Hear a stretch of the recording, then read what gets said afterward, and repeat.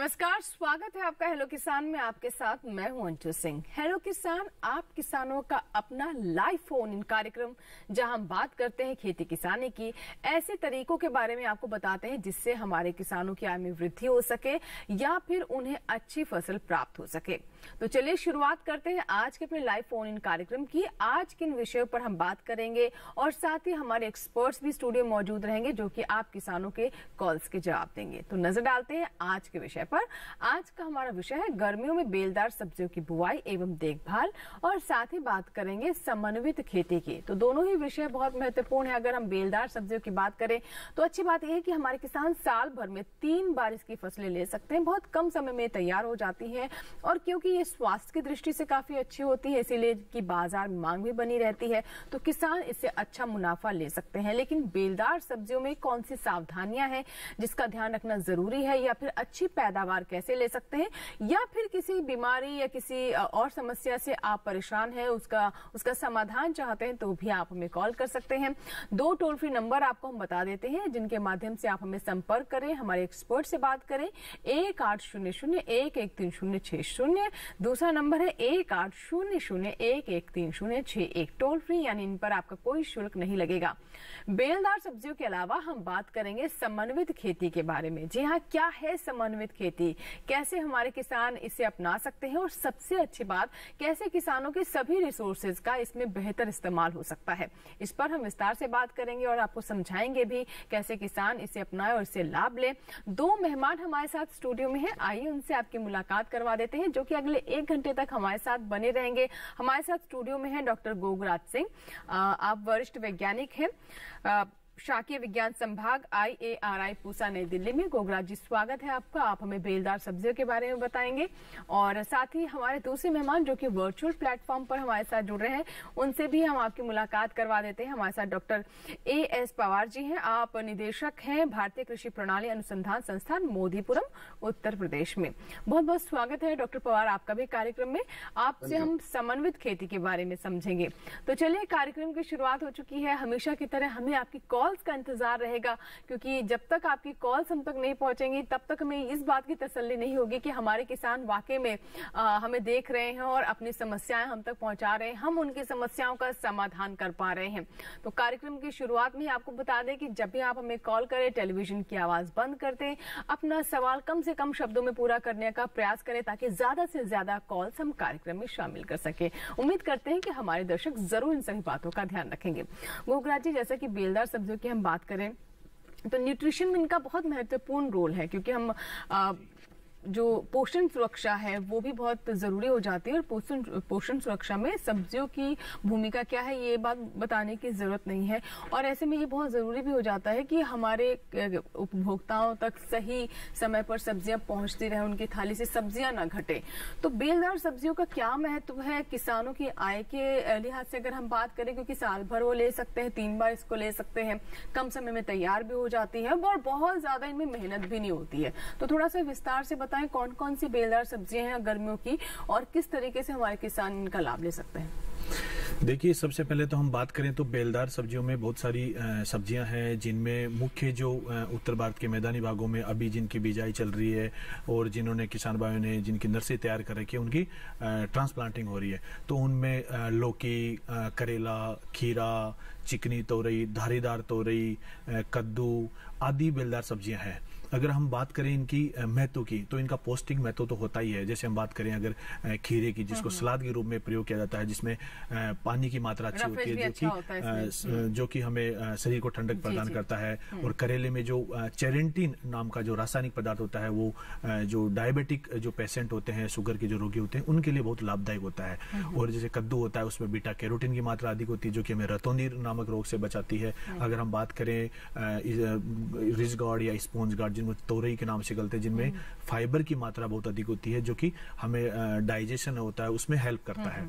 ये तो हमारे पौष्टिक महत्व होता है। और अगर हम किसानों के लिए अगर इसका महत्व देखें तो ये फसलें साल में 3 बार ली जा सकती है, और ये फसलें जल्दी भी पककर तैयार हो जाती है, जिससे कि बाजार में इनको भेजा जा सकता है।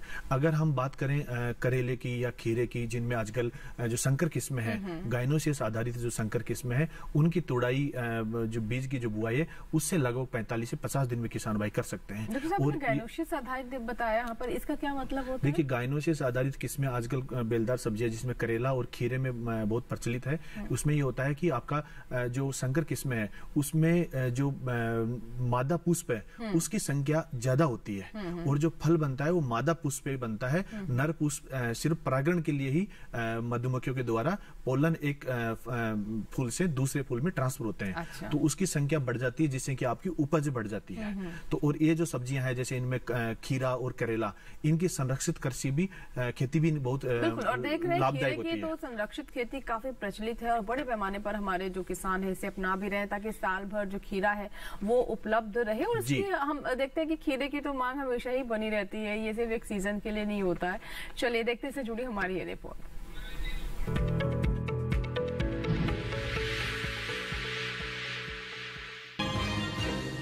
इस समय बेलदार सब्जियों की बुआई की जा सकती है।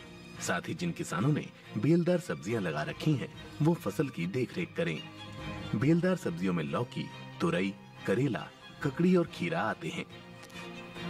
इस वर्ग की सब्जियों के लिए दोमट या बलुई दोमट मिट्टी सबसे ज्यादा अच्छी मानी जाती है।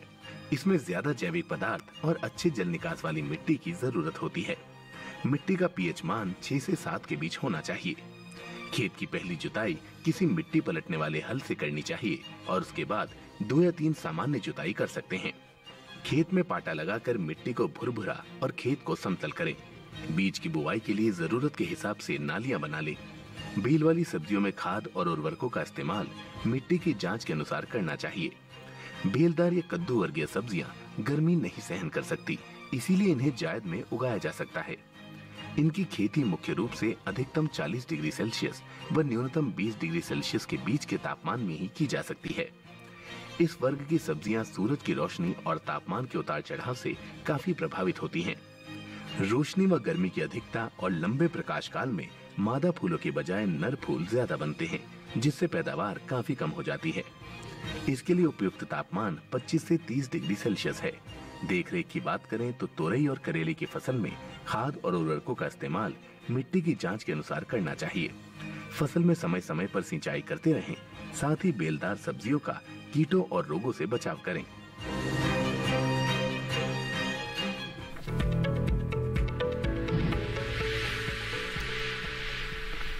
बिल्कुल। और सब्जियों की बात करें, खास तौर पर जो हम बेलदार सब्जियों की बात करें, इसमें कीटों और बीमारियों का ध्यान रखना बहुत जरूरी होता है, क्योंकि देखिए बहुत ज्यादा लंबा समय तो होता नहीं सब्जियों के लिए। तो ऐसे में अगर बीमारी या कीट लग जाते हैं तो किसानों को बहुत समय भी नहीं मिल पाता उनका उपचार करने का और नुकसान ज्यादा हो सकता है। इसीलिए आज जो बातें हमें उग्राज जी बताएंगे, जरूर से ध्यान से सुने। आइए बात करते हैं डॉक्टर पवार से। डॉक्टर पवार, जैसे कि समन्वित खेती की हमने कार्यक्रम की शुरुआत में बात की और ये हमारे किसानों के लिए कहे तो आज के समय की मांग भी है। जब किसान चाहता है कि सभी रिसोर्सेज जो है उसका अधिक से अधिक इस्तेमाल हो सके, जितनी भी भूमि है उसे ज्यादा से ज्यादा वो लाभ ले सके, पशुपालन भी कर सके, खेती भी कर सके और नई नई तकनीक का भी इस्तेमाल करे। तो ऐसे में समन्वित खेती किस तरीके से हम किसानों को समझाएं, इसके क्या अर्थ है? देखिए, पहले जोत का आकार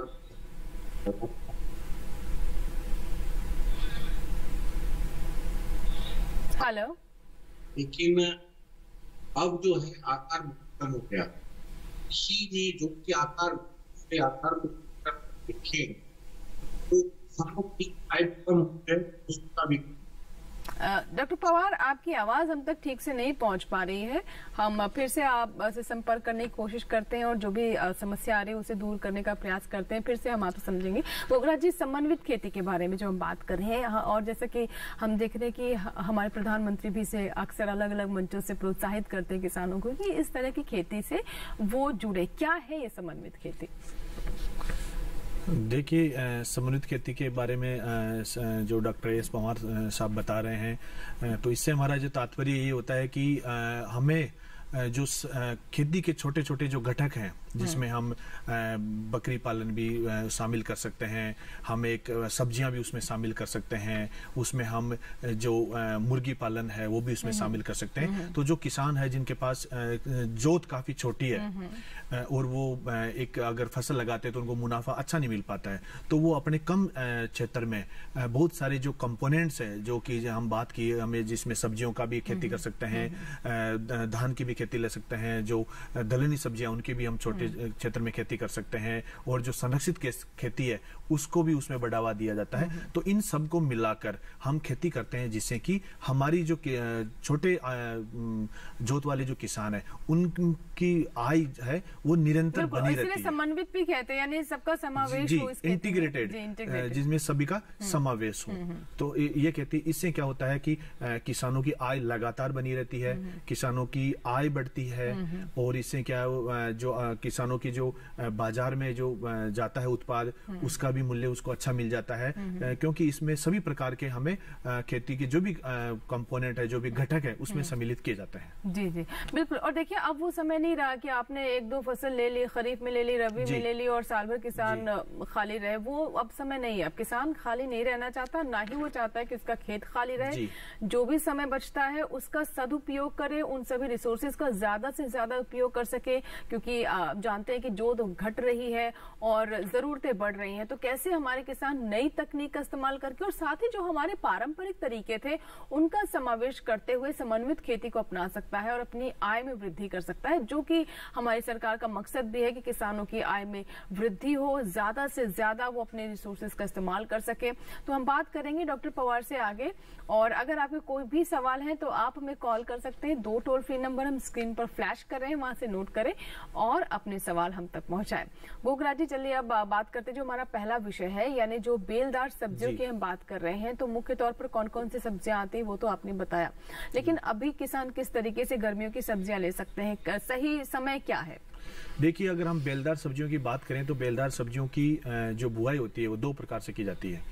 एक तो हम इसके पहले पौध तैयार कर लेते हैं नर्सरी में, और एक सीधी बीज की बुआई करते हैं। जो पौध तैयारी का जो समय है वो अभी निकल चुका है, अभी जो समय चल रहा है वो सीधे बीज की बुआई का समय है। लेकिन अभी किसान भाई जो भी बेलदार सब्जियों की खेती करना चाहते हैं, तो सबसे पहले मैं उनको ये सलाह देना चाहता हूँ कि वो एक अच्छी और उन्नत किस्म के बीज का चयन करें। और जो बीज है वो अगर वो किसी भी सरकारी संस्थान से या किसी भी विश्वविद्यालय से या कृषि विज्ञान केंद्र से, जहां भी बीज की उपलब्धता हो, वहां से एक अच्छा और प्रमाणित बीज लें। बीज अगर उपचारित नहीं है तो उसको अच्छी प्रकार से किसी भी फफूंदनाशक जो दवा है, जिनमें हम बात करते हैं बाविस्टीन है, थीरम है या कैप्टान है, उसका 2 ग्राम दवा का प्रति किलोग्राम बीज के हिसाब से सूखा उपचार करें। उसके बाद में बीजों की बुआई करें। वैसे गोगराज जी, अब जैसे जिस तरीके से आप बता रहे हैं प्रमाणित जगह से ले, आमतौर पर तो अब ट्रीटेड ही सीड्स मिलते हैं। ये कमी मेरे ख्याल से अब तो खुले ऐसे होता भी नहीं कि बिना ट्रीटेड आपको सीड्स मिल जाए। आजकल जो बीज मिलते हैं वो लगभग वो ट्रीटेड होते हैं किसी भी फंजीसाइड से। तो बीज लेने के बाद में आप अपने जो खेत में आपने तैयारी कर चुके हैं, आप उसमें नालियां बनाएं और नालियों में बीज की बुआई करें। जो नालियां होती है उनकी दिशाएं होती है जो उत्तर से दक्षिण दिशा में रखे, और उसकी जो बुआई है, चलिए नालियों के बारे में आपने बताया कि एक तरीके से खंदके जिसे आप कह सकते हैं ना, वो वैसे तैयार करें। तो इसका मकसद क्या है और कितनी चौड़ाई होनी चाहिए, और जैसे कि आपने इसकी डायरेक्शन तो बता दी, मैं बात करूंगी आपसे। लेकिन पवार साहब हमारे साथ जुड़ गए हैं, आइए फिर से हम उनसे संपर्क कर सकते हैं। पवार साहब, मुझे सुन पा रहे हैं आप? जी हाँ, आपकी आवाज आ रही है। जी, जैसा कि अभी हमने एकीकृत और जो हम बता रहे हैं कि समन्वित खेती, इसके बारे में गोगराज जी से हमने डिस्कस किया। मैं चाहूंगी आप किसानों को क्या कहना चाहेंगे, किस तरीके से समन्वित खेती वो अपना सकते हैं? हाँ, देखिए, किसान भाइयों को मैं ये सलाह देता हूँ कि वो 1 या 2 फसल उगा देते हैं। ऐसा ना करके इसको घटकों में उगाएं, वो अपने साथ वो समन्वित इनको एकीकृत करें।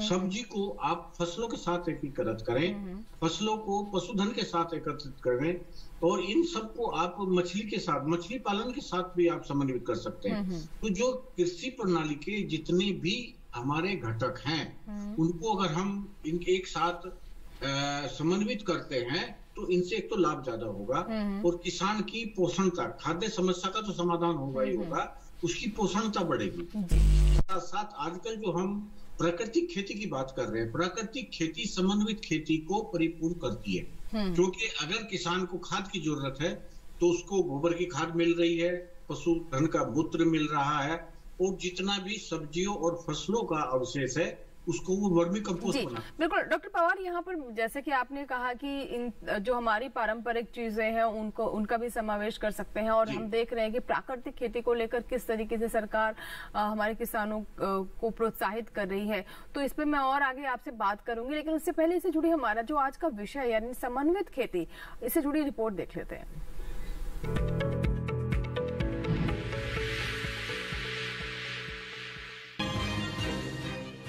समन्वित खेती में कई सारी विधियों को एक साथ समायोजित करके समय और जगह का ज्यादा से ज्यादा उपयोग किया जाता है। ऐसा करने से मुनाफे को कई गुना बढ़ाया जा सकता है। समन्वित खेती में फसल उत्पादन, पशुपालन, फल सब्जी उत्पादन, मछली पालन और वानिकी की कई विधियों को एक साथ समायोजित किया जाता है। जैसे अगर किसी किसान ने फूलों की खेती कर रखी है तो वो किसान इसके साथ मधुमक्खी पालन भी कर सकता है, या फिर मछली पालन के साथ साथ 1 एकड़ के तालाब में बत्तख भी पाल सकता है। तालाब के किनारे केले की खेती भी की जा सकती है। इसके अलावा मछली पालन के साथ तालाब में सिंघाड़े की खेती भी किसान कर सकते हैं। धान उत्पादक राज्यों में बत्तख पालन की बेहतर तकनीक का इस्तेमाल किया जाता है।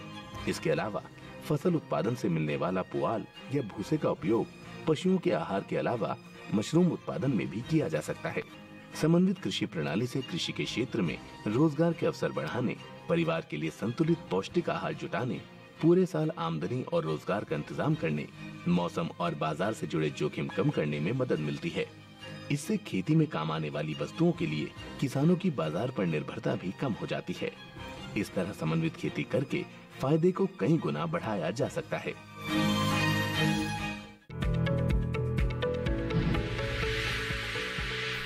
बिल्कुल, तो समन्वित खेती पर अभी आपने रिपोर्ट देखी। डॉक्टर पवार, जैसा कि हम ब्रेक से पहले डिस्कस कर रहे थे, इस रिपोर्ट से पहले आपने बताया कि अलग अलग घटक हैं जिनका समावेश करके हमारे किसान ज्यादा से ज्यादा लाभ ले सकते हैं।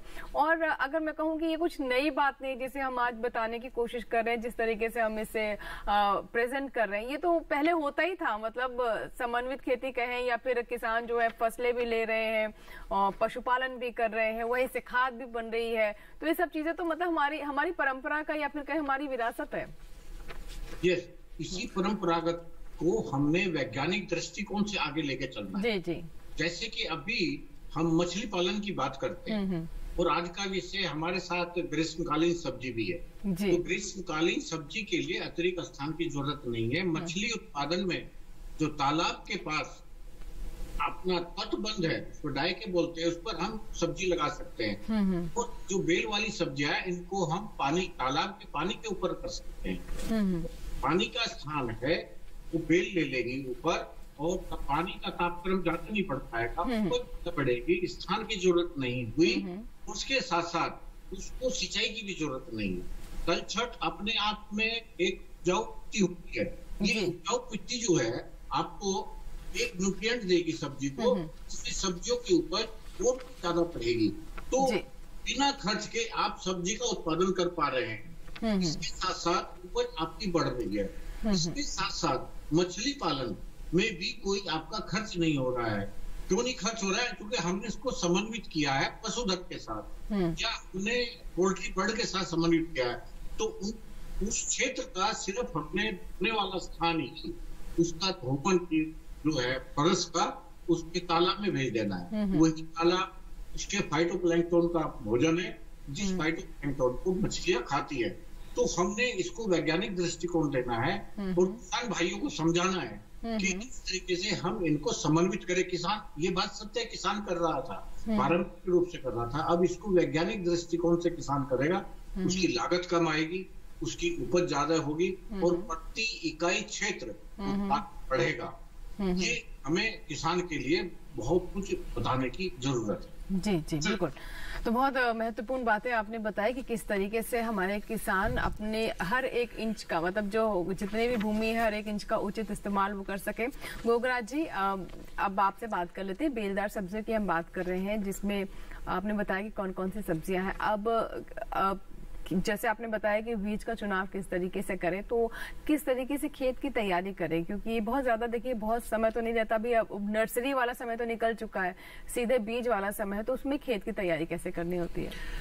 देखिए, जो सीधे बीज से जब बिजाई करते हैं कद्दू जो बेलदार सब्जियों की, उसके लिए हमें खेत की तैयारी करना बहुत जरूरी है। तो खेत की तैयारी करने के लिए हम अच्छी प्रकार से जो रोटावेटर है या जो अच्छा मिट्टी पलटने वाला जो हल है, उससे गहरी जुताई करते हैं। उसके बाद में उसको मिट्टी को हम लेवल कर लेते हैं और उसमें जो भी इसके लिए जो पोषक तत्व हैं, जिनमें 20 से 25 टन लगभग जो सड़ी हुई गोबर की खाद है वो उसमें मिला लेते हैं और उसको उसमें मिक्स कर लेते हैं।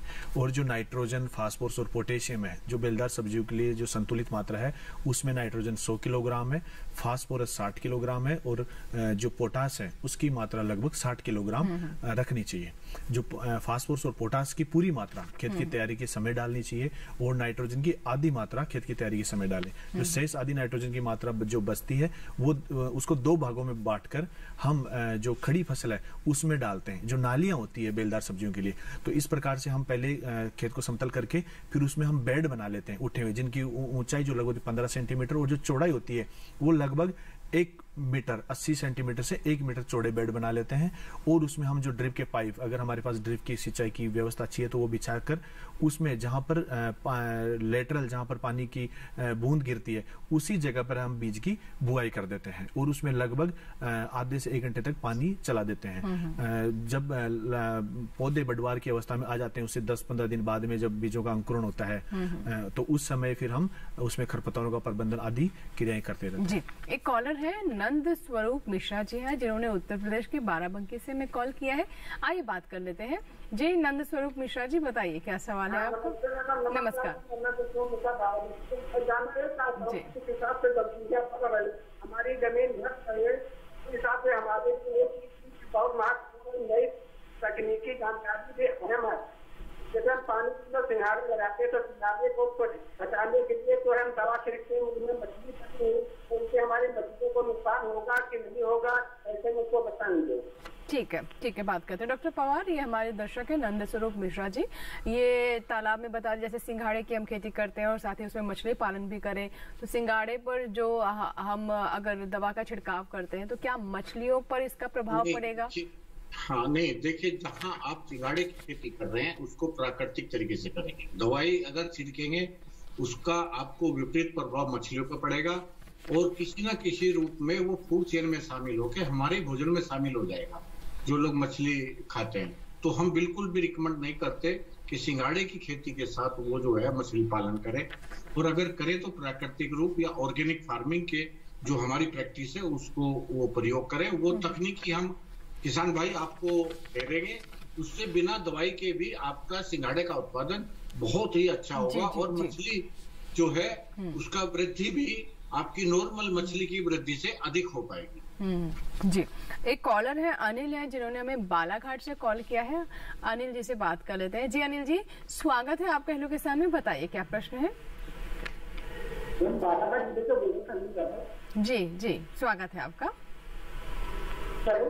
हाँ जी, सुन रहे हैं हम आपको अनिल जी, अपना सवाल बताइए। मेरा ये सवाल था, समन्वित खेती कैसे की जाएगी, और दूसरा सवाल था कि खाद जो है फलदार पौधे में 1 साल में कितनी बार देना चाहिए। खाद किसमें क्या दूसरा सवाल क्या है आपका? फलदार पौधे में 1 साल में कितनी बार देना चाहिए। ठीक है, समन्वित खेती कैसे करें, तो अनिल जी देखिए आज का तो विषय यही है, तो आप कार्यक्रम हमारा पूरा देखें, आपको सभी सवालों के जवाब मिल जाएंगे। लेकिन फिर भी डॉक्टर पवार, जैसे कि ये हमारे दर्शक हैं बालाघाट से, ये कह रहे हैं कि समन्वित खेती किस प्रकार से करें और खाद के बारे में इन्होंने जानना चाहे, बेलदार सब्जियों में खाद कितने बार देनी चाहिए। तो पहले हम आपके सवाल, ठीक है पवार जी। पवार जी की बात अभी जो कर रहे थे डॉक्टर गोगराज सिंह जी ने बताया था कि जो नाइट्रोजन की तो आधी मात्रा, फास्फोरस की और पोटास की पूरी मात्रा हमें बुआई के समय दे देनी जी, और जो आधी मात्रा नाइट्रोजन की बची है उसको हम बुआई के उसको 2 हिस्सों में बांट लेंगे। फिर उसको एक तो बुआई के 1 महीने बाद ही, और एक जब उसमें उस सब्जी में फल बनने की अवस्था बने, मीन्स फूल आने शुरू हो जाएं और मादा फूल निकले जिनमें के वो सब्जियां लगनी शुरू हो, तब हम दे देंगे। तो फलों का विकास बहुत अच्छा होगा और सब्जियां भी जो हैं अधिक होंगी। ये तो हुई सब्जी की। अब सब्जी की समन्वित कृषि प्रणाली में कैसे प्रयोग करें। अब किसान भाई को मैं बताना चाहूंगा कि सब्जियों को आप 2 प्रकार से इस समन्वित कृषि प्रणाली में प्रयोग कर सकते हैं। एक तो आप गृह वाटिका के रूप में, आप गृह वाटिका, यदि आपके पास अधिक जमीन नहीं है तो घर के पास उस क्षेत्र में आप गृह वाटिका के रूप में विभिन्न सब्जियां लगाइए। उसमें आप ग्रीष्मकालीन भी सब्जियां जो आजकल की वो भी लगाइए, खरीफ मौसम की भी लगाइए, रबी की भी लगाइए, और कुछ सब्जियां ऐसी हैं जो बहुत शॉर्ट ड्यूरेशन है जी, जैसे कि मूली, ये तो आप एक साल में 4 फसल भी ले सकते हैं एक्सपोर्ट करके। तो इन छोटी छोटी फसलों को आप उनमें लगाइए जिससे आपको प्रतिदिन सब्जियां घर पर ही प्राप्त हो। क्योंकि जो रिकमेंडेशन है, एक आदमी को एक दिन में 300 ग्राम सब्जियां खानी चाहिए किसी ना किसी रूप में जी। हाँ, तो वो बाजार से तो इतनी खरीदेगा तो उतनी सामर्थ्य नहीं है, उसको वहीं उगानी है, या तो गृह वाटिका रूप में उगाए, या जो फार्म क्षेत्र है उसका एक हिस्सा वो सब्जी उत्पादन के लिए आवंटित कर दे, उसमें सब्जियां वो बड़े स्तर पर भी उगा सकते। बिल्कुल। और पवार साहब, ये जो आपने बात बताई कि हर किसी को अपने पोषण का ध्यान रखना होगा, किसान सबके लिए पैदा करता है लेकिन अपने ही पोषण को कहीं ना कहीं वो नजरअंदाज कर देता है। तो ठीक है, सब्जियां आप बाजार में बेचें लेकिन अपने लिए भी इस बात का ध्यान रखें। और जैसा कि बता रहे हैं कि खेत का कोना ही सिर्फ आप इतना रखें इस चीज के लिए कि आपके परिवार की उससे पूर्ति हो सके। और समन्वित खेती का मतलब भी यही है कि किस तरीके से सब्जी है, पशुपालन है, मुर्गी पालन की बात कर ले, मछली पालन, सब चीजों का कैसे समावेश हो सकता है। हमारे साथ तो बलदेव जी हैं पीलीभीत से, आइए उनसे हम बात करते हैं। जी बलदेव जी, बताइए क्या सवाल है आपका। बलवान जी हमारे साथ, माफ कीजिएगा, बलवान जी है फोन लाइन पर पीलीभीत उत्तर प्रदेश से। जी बलवान जी बताएं, सवाल बताएं अपना। हेलो बलवान जी, मुझे सुन पा रहे हैं? हेलो हेलो, चलिए शायद हमारा संपर्क नहीं हो रहा है। लेकिन बलवान जी, अगर आप हमें टेलीविजन से सुन रहे हैं और आपका कॉल कट गया है तो आप फिर से हमें कॉल करें, जरूर हम आपके सवाल को कार्यक्रम में शामिल करेंगे, क्योंकि हमारा मकसद ये होता है कि हम ज्यादा से ज्यादा कॉलर्स के सवाल ले सकें। फिलहाल वक्त है लोग के सामने एक छोटे से ब्रेक का, लेकिन ब्रेक के बाद इन दोनों विषयों पर चर्चा जारी रहेगी और आपकी कॉल्स लेने का सिलसिला भी बना रहेगा। छोटा सा ब्रेक।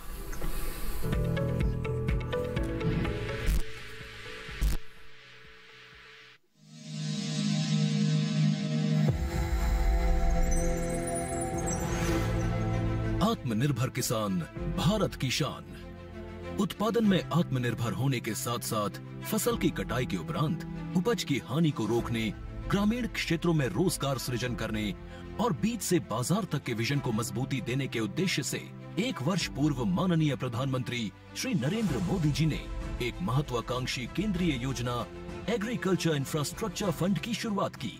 इस आधुनिक इंफ्रास्ट्रक्चर से कृषि आधारित उद्योग लगाने में एक बहुत बड़ा बदलाव आएगा और बहुत बड़ी गति आएगी। साथियों, अब हम उस स्थिति की तरफ बढ़ रहे हैं जहां गांव के कृषि उद्योगों से फूड आधारित उत्पाद शहर जाएंगे, और यही तो आत्मनिर्भर भारत अभियान का संकल्प है। एग्रीकल्चर इंफ्रास्ट्रक्चर फंड से पात्र लाभार्थी गोदामों का निर्माण कर सकते हैं, छटाई या ग्रेडिंग इकाई, पैकिंग हाउस, सप्लाई चेन और कोल्ड चेन जैसी सुविधाएं, या फिर प्राथमिक कृषि प्रसंस्करण केंद्र की स्थापना कर सकते हैं। इस योजना के तहत पात्र लाभार्थियों को 2 करोड़ रुपए तक के ऋण पर अधिकतम 7 वर्ष के लिए ब्याज में 3% तक की छूट दी जा रही है। ऋण पुनर्भुगतान के लिए 6 महीने से 2 वर्ष तक मोरेटोरियम की सुविधा भी उपलब्ध है। इस योजना ने अब तक सफलता की कई मिसालें कायम की हैं, जैसे कि मध्य प्रदेश के लाभार्थी श्री विपिन त्रिपाठी ने एग्रीकल्चर वेस्ट से बायोफ्यूल बनाने का इनोवेटिव प्राइमरी प्रोसेसिंग सेंटर लगाया है। लोन मिलने की वजह से हम समय पर सारी मशीनों का प्रोक्योरमेंट और सारा सिविल वर्क टाइम पे करवा पाए, जिससे ये प्रोजेक्ट को लगाना संभव होता है। राजस्थान के लाभार्थी श्री यशवर्धन मुंद्रा ने सॉर्टिंग एंड ग्रेडिंग यूनिट लगाकर रोजगार के अवसर पैदा किए हैं। कर्नाटक की महिला उद्यमी श्रीमती ममता वी ने प्राइमरी प्रोसेसिंग सेंटर लगाकर प्रगति की नई राह चुनी है। ಸಣ್ಣ ಪುಟ್ಟ ಉದ್ಯಮಿಗಳನ್ನ ಮತ್ತಷ್ಟು ಅಗ್ರಿಕಲ್ಚರ್ ಅಲ್ಲಿ ಹೆಚ್ಚು ನಾವು ಇನ್ನಷ್ಟು ಸಾಧನೆ ಮಾಡಲಿಕ್ಕೆ ಕಾರಣಕಾರಕವಾದಂತ ಈ ಅಗ್ರಿಕಲ್ಚರಲ್ ಇನ್ಫ್ರಾಸ್ಟ್ರಕ್ಚರ್ ಫಂಡ್ ಇಂದ ನಮ್ಮ ಇನ್ನಷ್ಟು ಯೋಜನೆಗಳು ಆಯೋಜನೆಗಳು ಉತ್ತಮಗೊಂಡಿದೆ। राजस्थान के लाभार्थी श्री दिनेश भट्टर ने जीरे की प्रोसेसिंग यूनिट लगाकर आसपास के ग्रामीणों को आत्मनिर्भरता प्रदान की है। महाराष्ट्र के लाभार्थी श्री अनूप कुमार मोहता ने वेयर हाउस बनाकर अन्न भंडारण को सुनिश्चित किया है। आज देश के कोने कोने से किसान, कृषि उद्यमी, किसान उत्पादक संघ, प्राथमिक कृषि सहकारी समितियां, स्वयं सहायता समूह और कृषि उपज मंडियां इस योजना का लाभ उठा रहे हैं।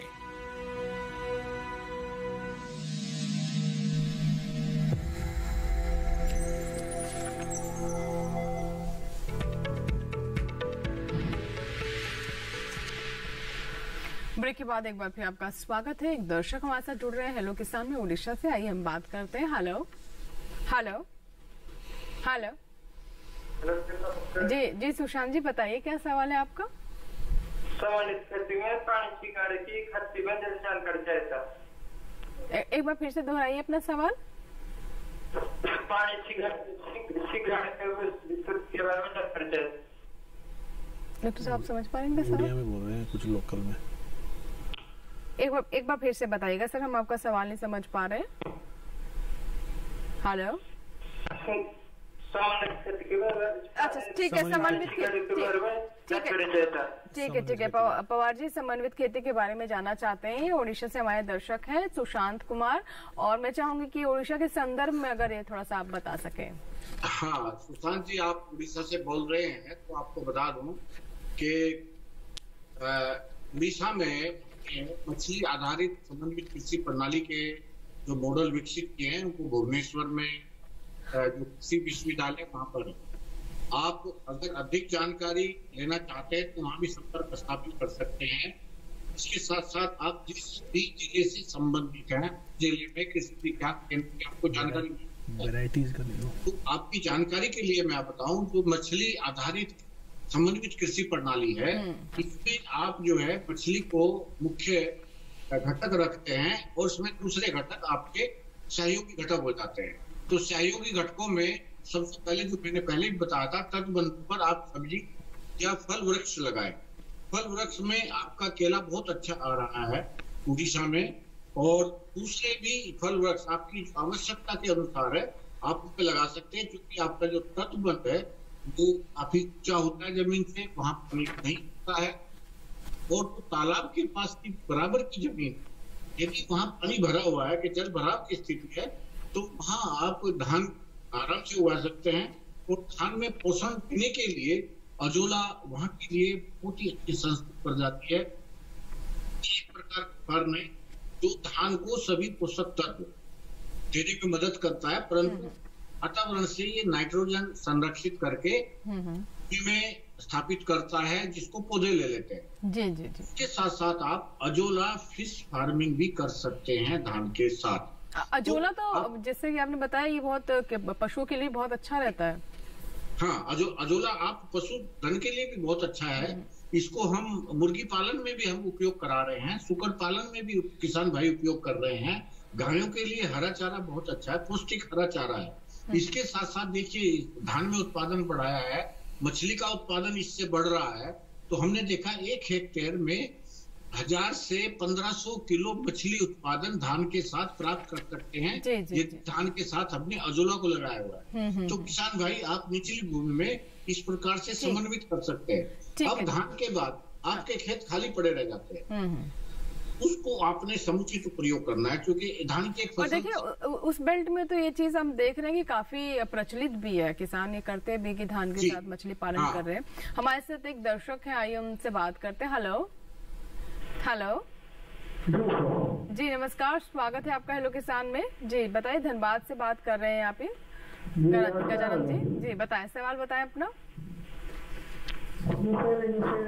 बेलदार फसलें लाल लाल उड़ने वाले कीड़े लगते हैं, पत्तियां खा जाने से कीड़ा हुआ झींगा हुआ। ठीक है लौकी है, ये रेड बीटल के बारे में शायद जानना चाह रहे हैं। जी गजानन जी आपका सवाल हमें समझ लें, जो ये लाल कीड़ा शायद रेड बीटल ही है। जी हाँ देखिए, जो गजानन जी आप बता रहे हैं कि जो लौकी है इनको जो कीड़ा शुरू में जब फसल बढ़वार की अवस्था में होती है तो इनको खा जाते हैं। तो ये कीड़ा होता है सतरंगी रंग का, ये छोटा छोटा, जो कि पत्तियों को खाकर उनके ऊपर छेद कर देता है। तो ये कीड़ा आप सुबह के समय जब खेत में अगर जाते हैं तो आपको आसानी से दिखाई देता है। ये पत्तियों की सतह पर, उसकी टहनियों पर या तनों पर दिखाई देता है। ये पूरा खाकर पत्तियों को जालीनुमा बना देता है, जिससे कि जो बेलदार सब्जियां हैं उनमें प्रकाश संश्लेषण की क्रिया रुक जाती है, पत्तियां सूखने लग जाती है और पौधा मुरझाने लग जाता है।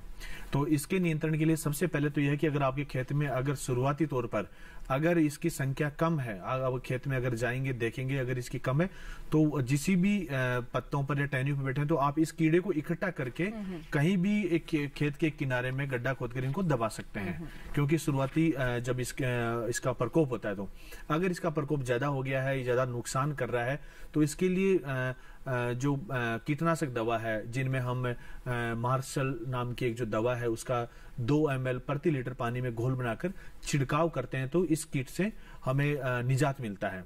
तो इस प्रकार आप इसका नियंत्रण दोनों तरीके से कर सकते हैं। बिल्कुल। अब बात करते हैं पवार जी से। पवार जी, जैसे कि बहुत सारे दर्शक यही जानना चाह रहे हैं कि समन्वित खेती किस किस तरह से करें, तो अभी आपने बताया खास तौर पर जो हमारे दर्शक थे उड़ीसा से उनके बारे में। अब मैं आपसे जानना चाहूंगी कि खास तौर पर अगर हम उत्तर भारत की बात करें तो यहाँ पर देखिए पशुपालन अब बहुत बड़े पैमाने पर किसान इसे व्यवसायिक रूप में अपना रहे हैं, बड़ी बड़ी डेयरियां खोली जा रही है सरकार के सहयोग से। तो मैं आपसे जानना चाहूंगी कि समन्वित खेती और डेयरी किस तरह का ये अपने आप में कॉम्बिनेशन है? हाँ, देखिए ये आपने बहुत अच्छा प्रश्न किया। ज्यादातर जो देखने में आया उत्तर भारत में डेयरियां बहुत खुली और उन्होंने बोला कि हमारा लाभ का प्रतिशत बहुत कम है जी। तो इसको हमने कुछ किसानों को यहाँ कराया भी है और उसकी हम संस्तुति भी कर रहे हैं। यदि किसान डेयरी रखता है और वो उसको फसल के साथ समन्वित नहीं करता तो उसको लाभ के बजाय हानि। चारे की समस्या हो जाती है और जो गोबर होता है उसका प्रबंधन कैसे करें, ये इस तरह की समस्या देखने को मिलती है। तो अब उसको फसलों के साथ समन्वित करने से सबसे पहले उसको 25 किलोग्राम हरा चारा प्रतिदिन एक पशु को कम से कम देना है। तो उसका उत्पादन बढ़ाने के लिए हमारे पास जो है फसल चक्र में जो है ये हरा चारा आधारित फसल चक्र हमने बनाए। उसके साथ साथ सबसे जो जरूरी, सबसे जो महंगा घटक है डेयरी के लिए वो है उसका दाना। क्योंकि हम 2 से 3 किलो दुग्ध उत्पादन पर 1 किलो दाना देते हैं और किसान बाजार से जब दाना लेके आता है तो 25 से 30 रुपए किलो मिलता है। तो हमने इसको किसानों के यही उगाया और ये संस्तुति करते हैं कि किसान भाई आप 60 से 70% जो उस दाने के घटक है अपने फार्म पर उगा सकते हैं। उसमें मक्का है, उसमें सोयाबीन है, उसमें आपका उर्द है, मूंग है, ये सब आप उगाइए और इनको घर पर ही मिलाइए। इसमें आपके धान आपने उगाया है, धान की जो छिलका है उसको आप इसमें यूज कीजिए दाने में। जी डॉक्टर पवार, मैं आपको यहाँ पर रोकना चाहूंगी। एक और दर्शक हैं, उनका भी हम सवाल ले लेते हैं, फिर आपसे जवाब लेंगे। जी एक दर्शक हैं जो कि रायबरेली से हमारे साथ जुड़ रहे हैं फोन लाइन पर। इंद्रराज सिंह जी हमारे साथ फोन लाइन पर। इंद्रराज सिंह जी, बताइए क्या सवाल है? हेलो इंद्रराज जी, मुझे सुन पा रहे हैं आप? जी बताएं, सवाल बताइए अपना।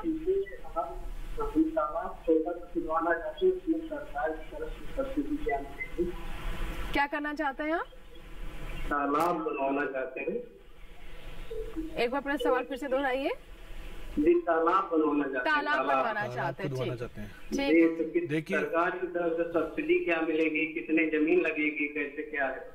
जी पवार साहब से इसका जवाब ले, फिर आप भी बताएंगे। कहाँ से बोल रहे हैं किसान भाई? ये रायबरेली से बात कर रहे हैं और तालाब खुदवाना चाहते हैं सर। तो इसमें भी तालाब में भी देखिए बहुत तरह की है कि निजी जमीन पर तो खुदवाना चाहते हैं या फिर अब तो बने बनाए तालाब। जी जी पवार साहब क्या बताना चाहेंगे? इनके जनपद में मत्स्य पालन विभाग के जो है उप निदेशक बैठते हैं। बेहतर होगा आप रायबरेली जाएं जनपद में और वहां उनसे मिले और पता करें कि वर्तमान में कौन सी स्कीम है जिसमें वो तालाब का फायदा उठा सकते हैं। परंतु मैं ये बताना चाहूँ क्योंकि मार्च का ये अंतिम दौर चला हुआ है, तो आप अभी से शुरू करें तो अगले वर्ष जो अप्रैल से फाइनेंशियल ईयर शुरू होगा आपको किसी न किसी स्कीम में मत्स्य पालन विभाग सम्मिलित कर लेगा। ये भारत सरकार की भी योजना है कि अधिक से अधिक कृषि प्रणाली मॉडल जो है स्थापित किए जाए और नाबार्ड भी इसमें अभी आगे आ रहा है। पहले तो वो घटकवार देता था, अब कृषि प्रणाली के रूप में भी किसान भाइयों को ऋण बहुत ही सामान्य शर्तों पर उपलब्ध होंगे। इसकी जानकारी पास के कृषि विज्ञान केंद्र या मत्स्य विभाग से किसान भाई प्राप्त कर सकते हैं। जी बिल्कुल। गोगराज जी, आप भी कुछ कहना चाह रहे थे? नहीं। जी हम अगर बेलदार सब्जियों की बात करें तो उसमें आप से जानना चाहेंगे जो किस्में हैं, वैरायटी है, उसके बारे में क्या बताएंगे? देखिए, अगर किस्मों का जो चयन करना एक बड़ा विषय होता है किसानों के लिए कि कौन सी किस्मों का चयन करें, कौन सी किस्में अधिक उपज देने वाली होती है। और बेलदार किस्मों की अगर बात करें विशेषकर, तो इनमें जो नर व मादा फूल आते हैं उसकी संख्या पर भी निर्भर करता है कि कौन सी किस्म अच्छी रहती है, किस किस्म में मादा फूल अधिक आते हैं, किस में नर अधिक आते हैं।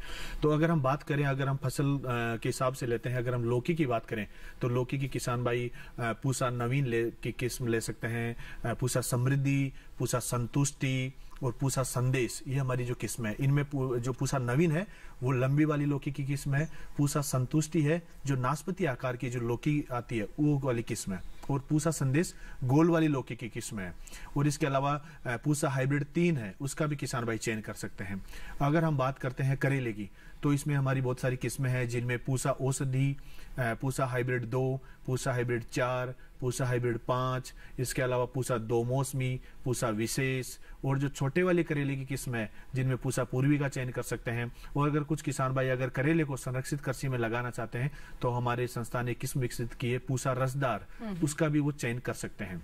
अगर दूसरी फसलें जिनमें बात करते हैं, अगर हम चिकनी तोरई की, तो उसमें पूसा चिकनी ले सकते हैं, पूसा सुप्रिया ले सकते हैं, पूसा स्नेहा का चयन कर सकते हैं। अगर धारीदार तोरई की बात करें तो पूसा नूतन ले सकते हैं। अगर हम कद्दू की बात करें तो उसके लिए पूसा विकास ले सकते हैं, पूसा विश्वास ले सकते हैं, पूसा हाइब्रिड 1 ले सकते हैं। ये आदि किस्में किसान भाई इनका चयन कर सकते हैं। अगर हम बात करें पेठे की, अगर कुछ किसान भाई पेठा लगाना चाहते हैं तो उसके लिए पूसा श्रेयाली, पूसा उर्मी, पूसा सब्जी पेठा, इनका चयन कर सकते हैं। ककड़ी के लिए हमारे पूसा संस्थान की पूसा उत्कर्ष किस्म ले सकते हैं, और टिंडा के लिए पूसा रौनक का चयन कर लें। तो बहुत सारी किस्में अवेलेबल है। इसके अलावा जो किसान भाई जहाँ खेती करते हैं उनके आसपास जो कृषि विश्वविद्यालय हैं, जहाँ जिन्होंने बहुत सारी किस्में विकसित किए, उनका भी चयन कर सकते हैं। और कुछ जो प्राइवेट सेक्टर से भी जो कुछ उन्नत किस्में विकसित की, उनका भी चयन किसान और अभी हमने देखा भी कृषि मेला भी लगा था, उसमें भी किसानों ने बीज काफी खरीदे, काफी बढ़ चढ़ कर उसमें किसानों ने हिस्सा लिया, खरीदे भी और कुछ किसानों ने बेचे भी।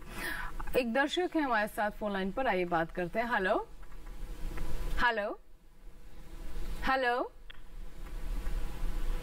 हेलो, शायद हमारा संपर्क नहीं हो पा रहा है। अभिषेक जी हमारे साथ गोरखपुर से, उत्तर प्रदेश के। अभिषेक जी स्वागत है हेलो किसान में, बताइए क्या सवाल है आपका? अभिषेक जी मुझे सुन पा रहे हैं आप? हेलो, शायद हमारी आवाज नहीं जा पा रही है। अभिषेक जी आपसे हम कहेंगे फिर से हमें कॉल लगाएं, हम जरूर आपके सवाल को लेंगे। लेकिन इस बीच एक और कॉलर जुड़ रहे हैं हमारे साथ, आइए बात करते हैं। हेलो हेलो हेलो जी नमस्कार, स्वागत है आपका हेलो किसान में, बताइए क्या सवाल है? हाँ जी, करेले की खेती हमने थोड़ा सा किया है। करेले की खेती किया आपने, ज्योति है? तो करेला का जो पत्ता है ना ऊपर पीला पीला हुआ है। ठीक है, करेले की खीरे की करेले की खेती किसके? करेले की बताइए आप। करेले की, हाँ, पत्ते पीले पड़ रहे हैं। देखिए, अगर आप करेले की खेती कर रहे हैं तो इसके पत्ते पीले, छत्तीसगढ़ से बोल रहे हैं, पत्ते पीले पड़ने के कई कारण हो सकते हैं। हो सकता है उसमें किसी भी पोषक तत्वों की कमी हो, जो पहला होता है। दूसरा ये होता है कि जो हमारे जो कुछ कीट होते हैं जिनमें चेपा और जो माहू जिसको हम बोलते हैं एफिड, वो जब पत्तियों का जब रस चूस लेता है तो उससे भी पत्तियां पीली पड़ने लग जाती है। तो आपने अगर बड़े स्तर पर अगर आपने खेती कर रखी है तो आप इसमें पहले ये देखें कि किसी प्रकार की कीट का जो है वो तो उसमें अगर कोई कीट तो नहीं लगा है। और अगर आपने अपने किचन गार्डन में कर रखा है जिससे कि पत्तियां पीली पड़ रखी है, अगर फूल भी पीले पड़ रहे हैं, तो हो सकता है कि फूल भी इसमें पीले पड़ने लग जाते हैं कभी, जब इसमें सही तरीके से परागण नहीं होता है, जब पौधों की संख्या कम होती है। तो इसमें आप उसी हिसाब से अपना इसमें कीटनाशक दवा का, जिसमें हम इमिडाक्लोप्रिड जो दवा है उसका भी लगभग आप अगर पीले पत्ते पड़ रहे हैं, अगर वो किसी कीट की वजह से और इसमें कीट रस चूस रहा है, तो आप उसमें 1 ml दवा को 3 लीटर पानी में घोलकर उसका एक स्प्रे इसमें कर सकते हैं इस समय। जी बिल्कुल। चलिए, इसी के साथ ही हमें यहाँ पर एक छोटा सा ब्रेक लेना होगा, लेकिन आप कहीं मत जाइएगा। ब्रेक के बाद भी आपकी कॉल्स लेने का सिलसिला जारी रहेगा। बने रहे आप हेलो किसान के साथ। छोटा सा ब्रेक।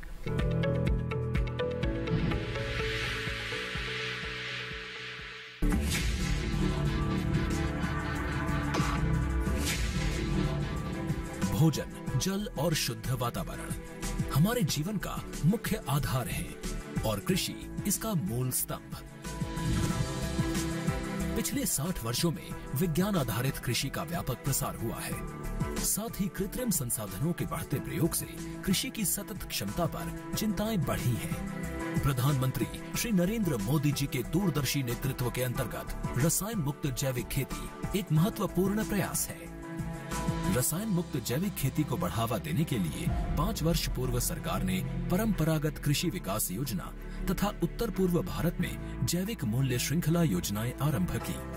ऑर्गेनिक फार्मिंग को देश भर में बढ़ावा देने के लिए सरकार अनेक प्रयास कर रही है। इसके लिए परंपरागत कृषि विकास योजना के तहत काम किया जा रहा है। न सिर्फ ऑर्गेनिक फार्मिंग को बल दिया जा रहा है, बल्कि उसके लिए वैल्यू एडिशन और मार्केट की व्यवस्था भी की जा रही है। भारत सरकार एवं किसानों के सम्मिलित प्रयासों से आज देश के लगभग 36 लाख किसान 38 लाख हेक्टेयर क्षेत्र में जैविक खेती कर रहे हैं। इसके अतिरिक्त हमारे देश के अनेक ऐसे क्षेत्र हैं जहां आज भी पारंपरिक जैविक खेती हो रही है।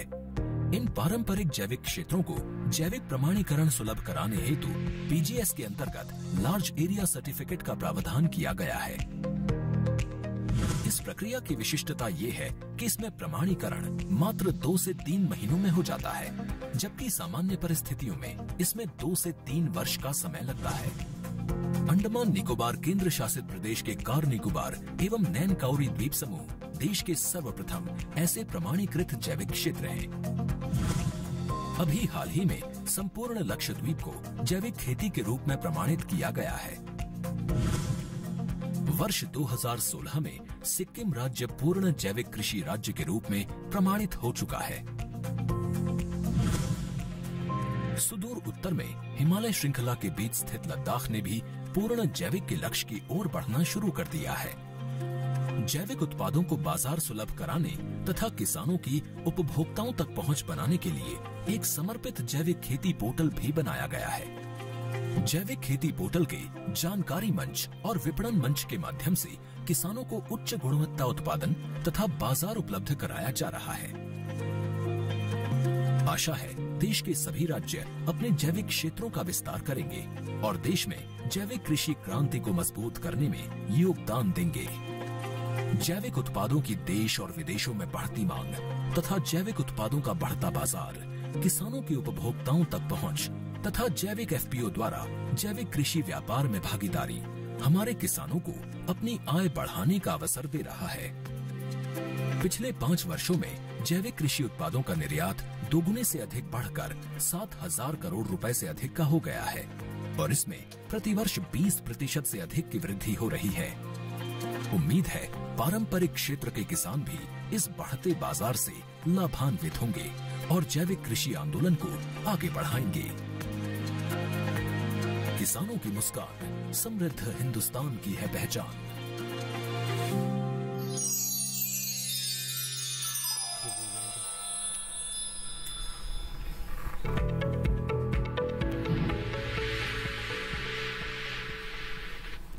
ब्रेक के बाद एक बार फिर आपका स्वागत है। आप देख रहे हैं लोग किसान। एक दर्शक हमारे साथ जुड़ रहे हैं ओडिशा से। आइए हम बात करते हैं।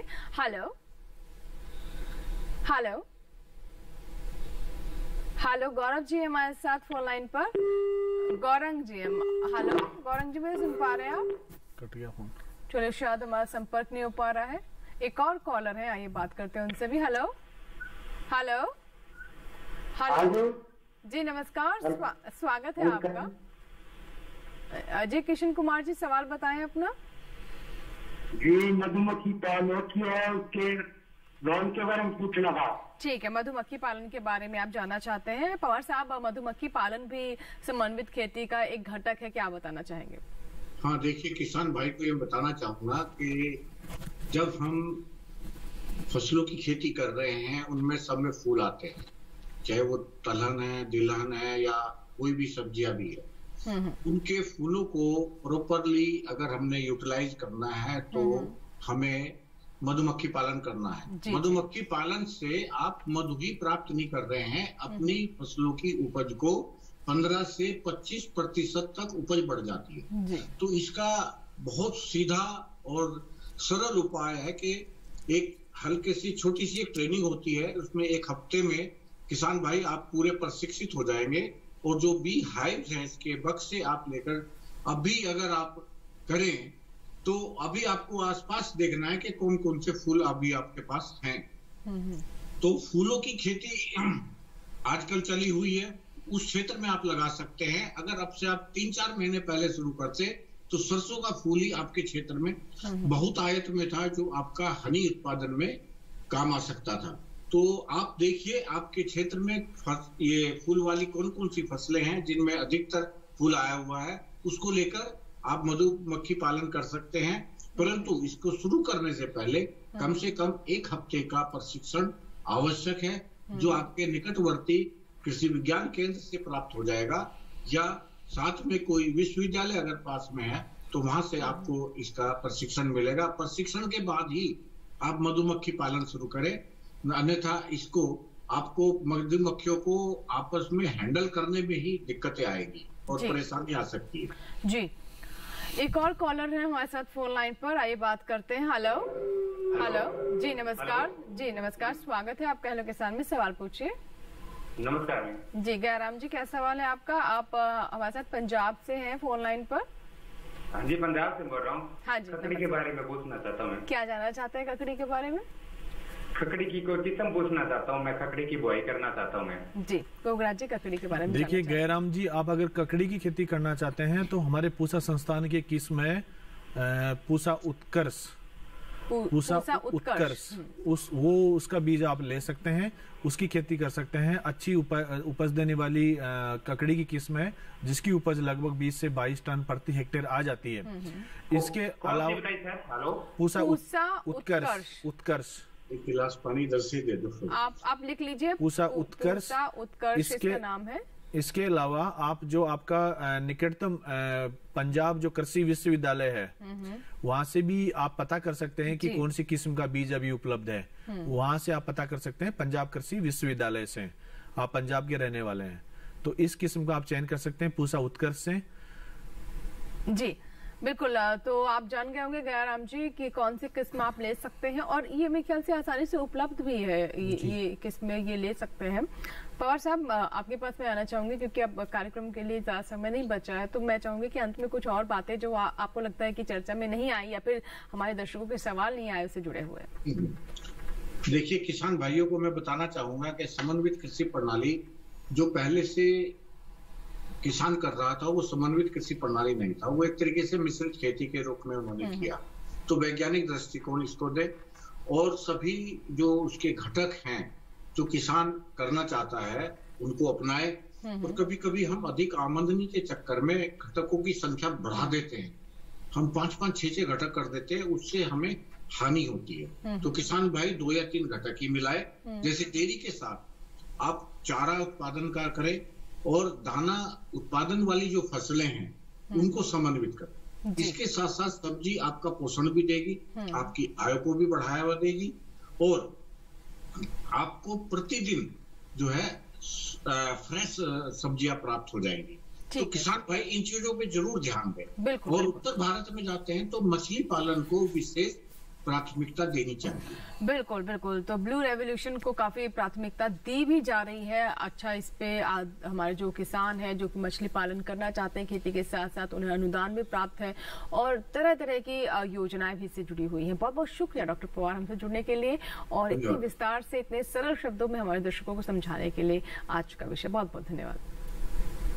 और मैं गोगराज जी से बात करना चाहूंगी। सर, अंत में आपसे जानना चाहेंगे कि किस किस तरह की बीमारियां और कीट लग सकते हैं बेलदार सब्जियों में, और क्योंकि समय बहुत ज्यादा नहीं बचा तो मैं संरक्षित खेती के बारे में भी समझना चाहूंगी, लेकिन कम शब्द। देखिए, अंत में मैं सबसे पहले तो किसान भाइयों को बेलदार सब्जियों के बारे में यही कहना चाहता हूँ। कुछ मेरे मुख्य बिंदु हैं।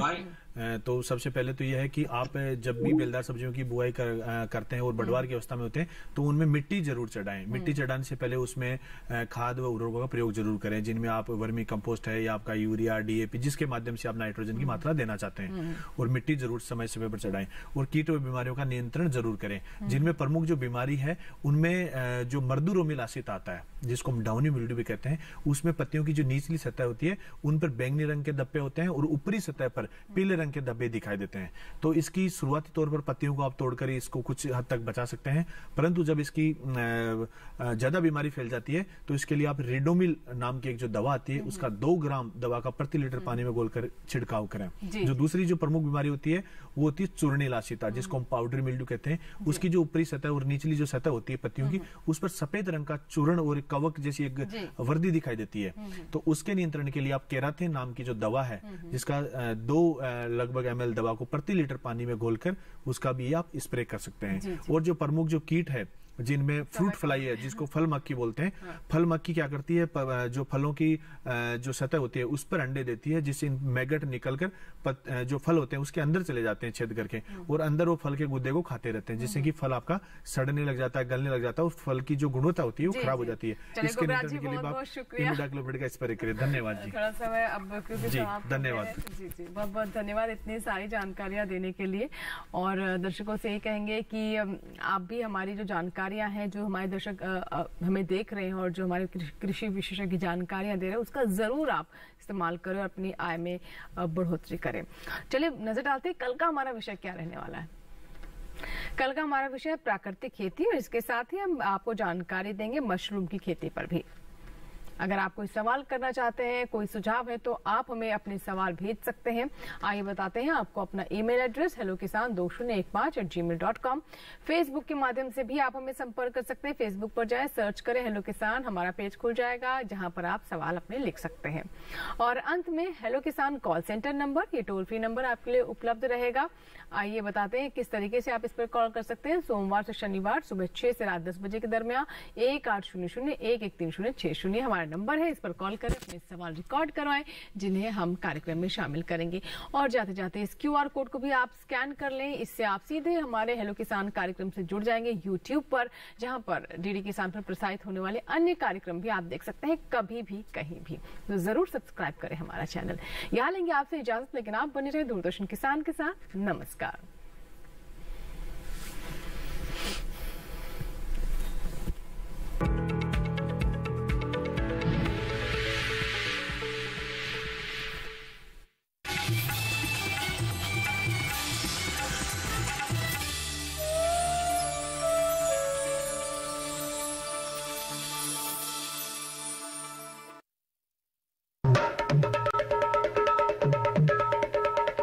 जिनके दम से कायम बस हमारे मुल्क की ताकत, सलामी दे रहा हूं BSF के नौजवानों को।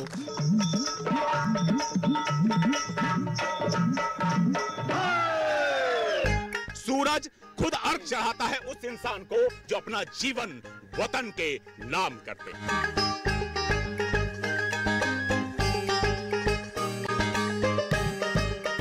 ये हमारा एक परिवार है। जब परिवारों के साथ मिलकर के हम बैठे हैं, और एक ये दोगुनी मतलब अंदर से एक ऐसी खुशी महसूस होती है जिनको हम जाहिर नहीं कर सकते।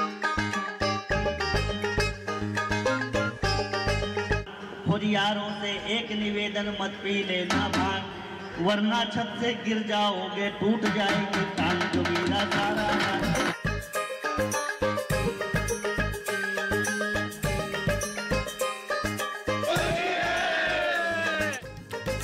देखिए होली पर हमारी खास पेशकश रंग देश का, शुक्रवार 18 मार्च दोपहर 12:30 बजे और पुनः प्रसारण शाम 4 बजे, सिर्फ दूरदर्शन किसान पर।